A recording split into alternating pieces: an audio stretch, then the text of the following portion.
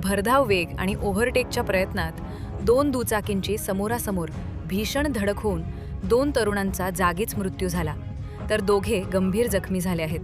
गुरुवारी रात्री 8:30च्या सुमारास झालेल्या या अपघातामुळे परिसरात हळहळ व्यक्त होत आहे. माळशिरस तालुक्यातील नातेपुते पिलिव्ह म्हसवड मार्गावर बागवान टेकाजवळ हा अपघात घडला. पोलिसांकडून मिळालेल्या माहितीनुसार पिलिव्ह येथून खडकी तालुका माण जिल्हा सातारा गावाकडे दुचाकी MH11CE 5828 वरून राजवर्धन बापू शिरतोडे वय 18 हे जात होते.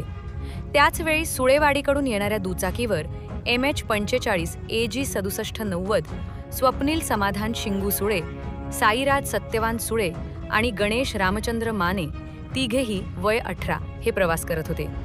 चारचाकी वाहनाला ओव्हरटेक करण्याच्या प्रयत्नात समोरून येणाऱ्या दुचाकीला जोरदार धडक बसली. अपघातानंतर परिसरातील नागरिकांनी तातडीने जखमींना रुग्णालयात हलवले. राजवर्धन शिरतोडे याला उपचारासाठी अकलूज येथे नेत असताना त्याचा मृत्यू झाला, तर स्वप्नील सुळे याच्यावर अकलूज येथे उपचार सुरू असताना त्याने अखेरचा श्वास घेतला. साईराज सुळे आणि गणेश माने हे दोघे गंभीर जखमी असून त्यांच्यावर उपचार सुरू आहेत.